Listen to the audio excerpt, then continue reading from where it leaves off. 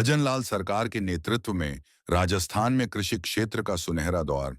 राजस्थान के मुख्यमंत्री भजनलाल शर्मा के नेतृत्व में प्रदेश की सरकार ने पिछले 1.5 वर्षों में किसानों के हित में ऐसे ठोस और कारगर कदम उठाए हैं जो वास्तव में कृषि क्षेत्र के लिए एक नए युग की शुरुआत है। ये सरकार सिर्फ वादे नहीं करती, बल्कि योजनाओं को जमीन पर उतारने का काम भी करती है। यही कारण है कि आज राजस्थान का किसान खुद को ज्यादा सशक्त, सुरक्षित और सम्मानित महसूस कर रहा है। भजनलाल सरकार ने खेतों की सुरक्षा और जल संरक्षण को प्राथमिकता दी है। सरकार ने फार्म पॉन्ड, डिग्गी, सिंचाई पाइपलाइन और तारबंदी जैसी योजनाओं में रिकॉर्ड अनुदान दिया है। अब तक 32,164 फार्म पॉन्ड के निर्माण के लिए किसानों को अनुदान दिया गया है, जो पिछले 5 वर्षों की तुलना में काफी अधिक है। इसके अलावा 7,465 डिग्गियों को मंजूरी दी गई, जिससे जल संचयन को बढ़ावा मिला है। 25,787 किलोमीटर सिंचाई पाइपलाइन बिछाकर जल के बेहतर उपयोग को सुनिश्चित किया गया है। वहीं 25,04,000 किलोमीटर खेतों की तारबंदी के लिए 286 करोड़ रुपए का अनुदान देकर फसलों की सुरक्षा को मजबूत किया गया है। भजनलाल सरकार ने यह समझा कि अच्छी खेती की शुरुआत मिट्टी की सेहत से होती है। इसलिए अब तक 12,86,000 मृदा स्वास्थ्य कार्ड वितरित किए गए हैं। इससे किसानों को यह जानकारी मिली कि उनकी जमीन में किस पोषक तत्व की कमी है और क्या उगाना बेहतर रहेगा।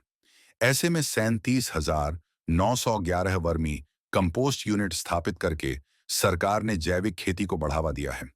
इतना ही नहीं, 50,87,000 महिला किसानों को बीज मिनी किट देकर उन्हें आत्मनिर्भर बनने की दिशा में मजबूत किया गया है।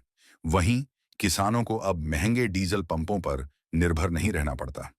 भजनलाल सरकार ने 41,690 सोलर पंप सेट लगवाए हैं, जिन पर लगभग 650 करोड़ रुपए का अनुदान दिया गया है।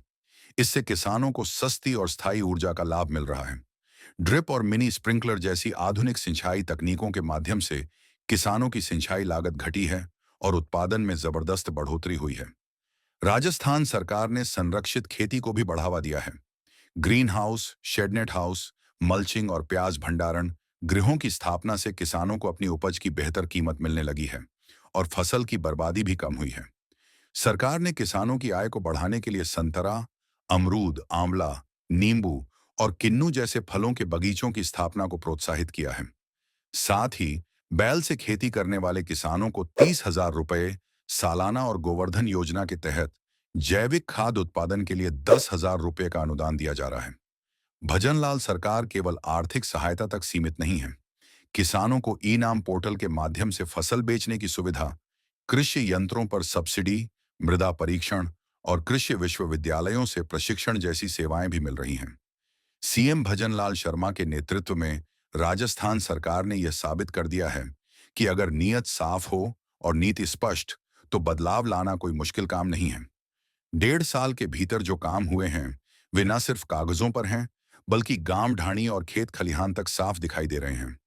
राजस्थान का किसान अब आत्मनिर्भर बन रहा है और कृषि क्षेत्र में आगे बढ़ रहा है। उनकी यह नीति फिर एक बार साबित करती है कि सीएम भजनलाल शर्मा किसानों व आमजन के हित के लिए काम करते हैं।